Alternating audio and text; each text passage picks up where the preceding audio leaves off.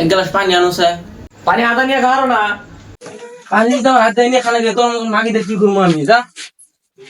তোমার যে কইলাম যে বাসন দিয়ে নিয়ে হয় এখনো দ নাই কিবা গাতে রব গনে এখান থেকে কইতাছি বাসন দি দোকান তুই দই নাই ইন্না হরির জ্বালাই না এদু আরাম করার পারি না সবাই খালি মোবাইল হাতে নিছি আর কয় কাম করো প্রণাম সাধু বাবা। হক মাওলা বল মেয়ে কি তোর সমস্যা? সাধু বাবা, আমার স্বামী আমার শাশুড়ি আমাকে খুব অত্যাচার করে, আমাকে খুব জ্বালায়। তুমি আমাকে এমন তাবিজ দাও শাশুড়ি আমার স্বামী আমার কথা যাতে উঠে আর বসে।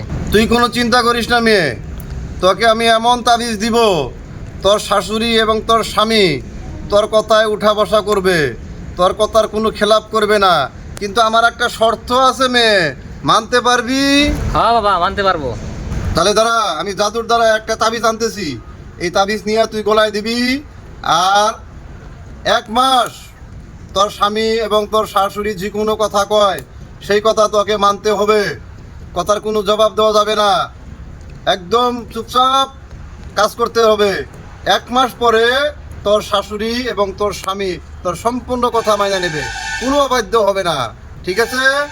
ঠিক আছে সাধু বাবা। এই ভীম ব্রাম ব্রিম ব্রম এই ব্রিম ব্রাম ছু। এই যে আমি চালান করে তোর জন্য একটা তাবিজ নিয়ে আসছি, এই তাবিজটা নে, হাতে নে, নিয়ে এই তাবিজটা গলায় রাখবি, ঠিক আছে?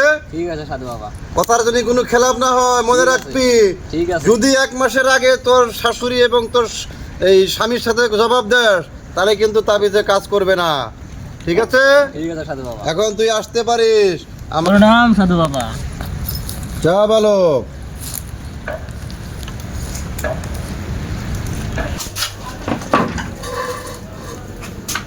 র সাধু বাবা থেকে তাবিজটাকে দেওয়া নেই, তারপরে আমার জামাই আর শাশুড়ি আকেলটা দিতেছি।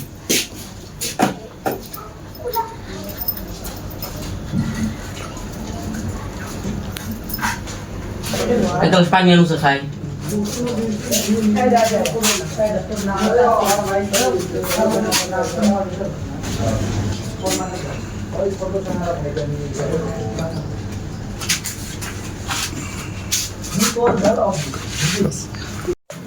র আর কয়দিন জ্বালাবি?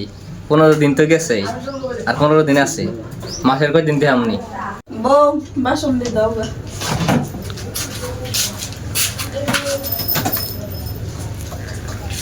বউ দেখি এখন ভালো হয়ে গেছে, কয়দিন ধরে যা কই তাই শুনি।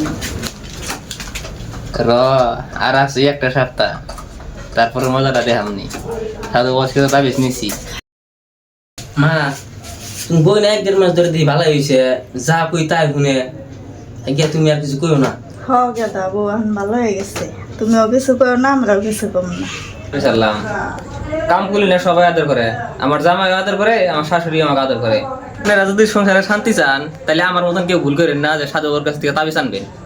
যদি আসলে সংসারে শান্তি চান তাহলে জামাইয়ের শাশুড়ির কথা মতো চলবেন, দেখবেন অটোমেটিক সংসারে শান্তি এসে গেছে। আমার ভিডিওটা দেখার জন্য আপনাদেরকে অনেক অনেক ধন্যবাদ। লাইক করবেন, শেয়ার করবেন, কমেন্ট করুন বেশি বেশি করে। ভিডিও তো ভালো লাগলে অবশ্যই একটা করে কপি লিঙ্ক করে যাবেন।